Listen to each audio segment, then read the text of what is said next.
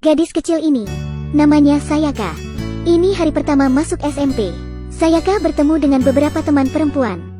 Rok Sayaka terlalu panjang. Mereka menyarankan, rok keriting pendek akan lebih imut. Benih kecantikan ditanam di hati Sayaka. Sejak saat itu, mereka memakai riasan tebal, menjalani dunia malam, membuang-buang masa muda yang berharga. Karena tidak belajar, akhirnya menjadi bodoh. Waktu berlalu, di SMA, Sayaka memasuki kelas terburuk di sekolah. Di mata kepala sekolah, mereka adalah sampah yang tidak kompeten. Sayaka juga memiliki ayah patriarkal, tidak berprestasi, dan ibu yang tidak bisa mendidik. Ini membuat Sayaka tanpa sadar telah melewati tahun pertama SMA. Hari pertama tahun kedua, guru menemukan bungkus rokok Sayaka. Kepala sekolah mengancamnya, jika mengaku maka Sayaka tidak akan dikeluarkan. Sayaka keras kepala. Sayaka tidak mau mengaku. Dia mengikuti kemauannya sendiri.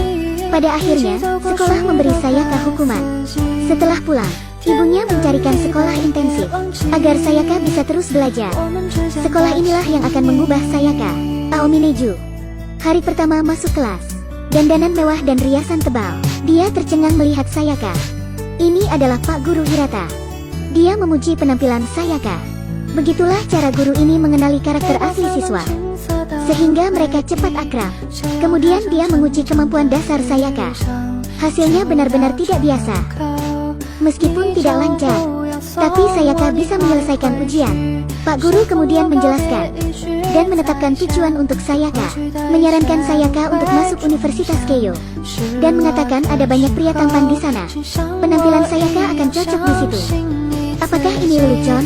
Membuat siswa yang tidak pandai bisa diterima di Universitas Besar Jepang dalam waktu 1 tahun. Kedengarannya lucu sekali. Pak Guru meminta Sayaka tidak perlu takut. Jika dibayangkan hal itu bisa saja terjadi. Didukung oleh Pak Guru, Sayaka menulis tentang Universitas Keio. Setelah kembali ke rumah, Sayaka memberitahu ibunya. Melihat putrinya berusaha, ibu Sayaka juga memutuskan untuk berjuang demi Sayaka. Tapi sang ayah memandang rendah Sayaka. Sang ayah mengatakan, "Kamu tidak akan lulus ujian. Aku tidak akan membayar sepeser pun. Harapanku hanya putraku." Sayaka menatap ayah dengan marah, memutuskan untuk membuktikan dirinya. Sayaka baru memulai, pulang lebih awal setiap malam, berjuang keras untuk mimpinya. Bahkan saat berbelanja dengan teman-teman, Sayaka bekerja keras untuk belajar. Mendapat nilai tadinya 0, sekarang 5. Pak Guru dengan senang hati memujinya. Liburan musim panas berlalu dalam sekejap. Nilai Sayaka juga meningkat, tapi kepala sekolah masih putus asa melihat Sayaka, terus menyebut Sayaka sampah. Setelah pulang, Sayaka tidak menghiraukan pandangan gurunya. Sayaka tetap bekerja keras. Di tahun ketiga SMA, untuk menulis laporan yang bagus, Sayaka memperhatikan berita untuk memahami situasi saat ini. Tapi sang ayah masih bersikap dingin, selalu membandingkan dengan saudara laki-lakinya. Sayaka bercerita dengan gurunya. Sang ayah rela melakukan apapun untuk kakaknya, tapi tidak memperdulikan anak perempuannya. Pak Guru diam, karena memikirkan ayahnya. Sayaka terdiam. Sayaka melihat pertanyaan ujian semakin sulit. Banyak pikiran. Sayaka pergi keluar, naik ke atap. Ini adalah pertama kalinya Sayaka ingin melepaskan mimpinya. Guru Hirata sangat perhatian dan pandai mendidik siswa. Pada hari itu, Sayaka berpakaian berbeda datang ke sekolah intensif. Pak Guru tidak mengkritiknya, malah memuji penampilannya. Pada saat itu, keduanya segera akrab. Hal tersebut benar-benar berpengaruh. Nilai Sayaka juga berubah dari 0 menjadi 5 pada ujian. Sayaka juga memotong rambut panjangnya. Dan juga, Sayaka mempengaruhi orang-orang di sekitarnya. Ibu Sayaka bekerja lebih keras. Tapi frustrasi Sayaka belum berakhir. Tes demi tes membuatnya semakin tidak percaya diri. Bukunya penuh dengan rasa sakit, keputusasaan dan kesepian, rasa ingin menangis. Sampai suatu hari, Sayaka menemui gurunya. Sayaka mengatakan dirinya sendiri sampah. Sampah tidak harus membuktikan dirinya sendiri. Kalau begitu jangan ikut ujian sama sekali, dan tidak usah pergi ke universitas manapun. Sayaka menyerah. Dia berlari ke tempat ibunya bekerja. Sayaka melihat ibunya yang masih bekerja hingga larut malam. Sayaka tidak tahan lagi. Ibu Sayaka memeluknya. Sayaka terus mengatakan, "Aku minta maaf, aku minta maaf." Ibu Sayaka memberitahunya, "Menyerahlah jika kamu terlalu lelah. Kamu sudah berusaha dengan baik." Saudara laki-lakinya bersembunyi dari ayahnya, keluar dari tim bisbol. Dia berada di bawah banyak tekanan. Dia tidak mau berusaha lagi untuk mimpi ayahnya. Ayah Sayaka dengan marah memukul saudaranya. Ibunya berusaha melerai, tapi sang ayah terus memukuli dan memarahi. Setelah melampiaskan amarahnya, sang ayah pergi. Sayaka menasehati saudaranya, membujuknya untuk peduli terhadap diri sendiri. Tapi saudaranya menentang, bilang Sayaka tidak berhak mengatur. Jangan kau lepaskan mimpimu juga. Aku sama denganmu, kita semua sampah. Aku bukan orang yang sama denganmu. Sayaka meminta ibunya setelah kembali ke rumah untuk mengantarnya ke Universitas Keio. Di tempat ini, semua orang bahagia melihat kepercayaan diri semua orang. Kepercayaan diri Sayaka mulai kembali. Bersemangat lagi. Rambut pirang datang ke sekolah intensif, membuat gaduh setelah masuk pintu. Karena ayahnya terlalu keras padanya, menuntut sangat banyak kepada anak ini, menginginkan anak ini menjadi pengacara. Ibunya memberitahu Pak Guru, anaknya tidak belajar dan hanya bermain game sepanjang hari. Dia memberitahu Pak Guru ini, dia bermain game hanya untuk pelarian dari ayahnya. Dia tidak ingin melakukan apa yang ayahnya inginkan.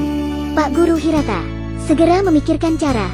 Dia mengatakan kepada anak laki-laki itu, apakah kamu tidak ingin balas dendam? Memang bisa. Kamu belajar yang rajin dulu. Setelah kamu diterima sebagai pengacara, tiba-tiba tidak menjadi pengacara. Beri mereka harapan terbaik, lalu hancurkan. Jadi mereka pasti akan marah. Kata-kata Pak Guru sangat ampuh. Anak itu menjadi tertarik. Kepala sekolah Sayaka menemui Guru Hirata hari ini. Kepala sekolah memberitahunya, Sayaka awalnya adalah sampah. Ingin mengubah sampah menjadi sampah. Bukankah itu buang-buang waktu? Selain itu, dia hanya punya waktu 1 tahun untuk mengikuti ujian masuk perguruan tinggi. Jangan menetapkan tujuan yang tinggi untuk sampah. Tapi Pak Guru hanya menjawab, tidak ada siswa yang bodoh, tapi guru yang tidak bisa mendidik. Mendengarkan percakapan, Sayaka mendengar semuanya.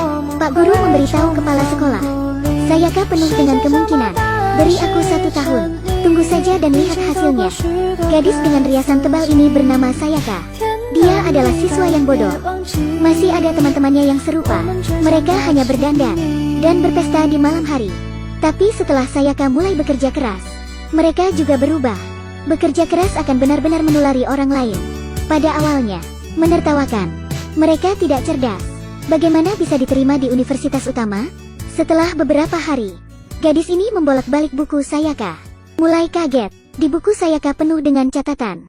Pada suatu ketika, temannya tiba-tiba berkata kepada Sayaka, kami bertiga tidak akan mengajakmu bermain lagi. Sayaka mengira mereka membenci dirinya. Mereka menjelaskan, ternyata mereka tidak ingin mempengaruhi belajar Sayaka. Mereka tidak ingin merusak kegigihan super keren ini. Seorang gadis berkata, mereka harus seperti Sayaka, bekerja keras untuk tujuan sendiri. Dukungan dan persetujuan teman-teman membuat Sayaka meneteskan air mata. Lalu ayah Sayaka, seperti biasa dengan perkataan kasar, tapi hatinya juga akan tersentuh. Sang ayah pulang malam, melihat catatan di dinding. Ada salah satu terjatuh. Dengan menghela nafas, mengambilnya. Hari ini, sang ayah menceritakan alasan memukul Sayaka. Ternyata putrinya selalu menyebut dirinya orang tua bau. Itu membuatnya merasa bahwa dia tidak memiliki martabat. Nilai tes Sayaka turun malam itu.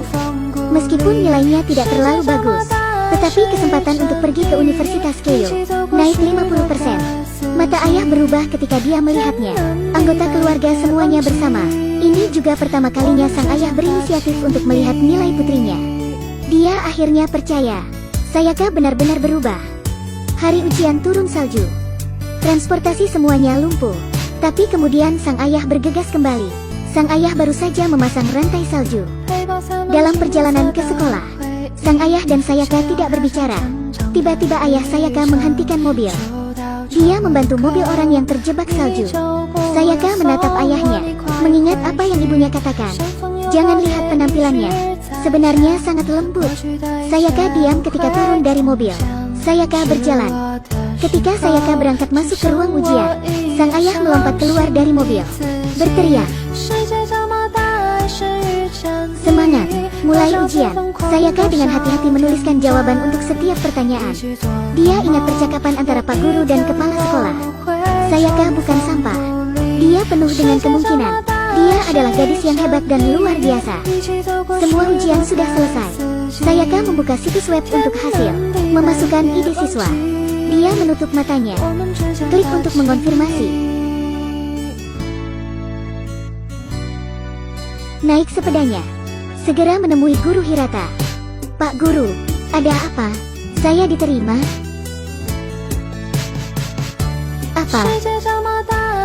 Bagus sekali. Setelah ayahnya mengetahui, dia memeluk ibu Sayaka. Pria berwajah tegas ini juga meneteskan air mata. Ini adalah kisah nyata. Nama asli Guru Hirata, Nobuyuki Hirata. The Bottom Hot Girl diadaptasi dari novel autobiografi. Tidak ada kejeniusan dan keberuntungan dalam film. Hanya ada satu jalan pintas, adalah melalui kerja keras terus-menerus dan pembelajaran yang membosankan. Akhirnya membuat dirinya menjadi sukses. Kasumi Arimura yang berperan sebagai Sayaka, juga aktris dari Bekerja Keras. Dari menjadi peran pendukung, hingga ke posisi protagonis. Dia telah muncul di 11 serial TV dan film termasuk Bottom Hot Girl. Dapat digambarkan sebagai aktris produktif. Hal seperti itu membuat dia layak mendapatkan penghargaan. Percaya pada film inspiratif ini. Film ini dapat memengaruhi Anda untuk bekerja lebih keras sekarang. Saya yakin Anda menyukainya. Jangan lupa like dan follow.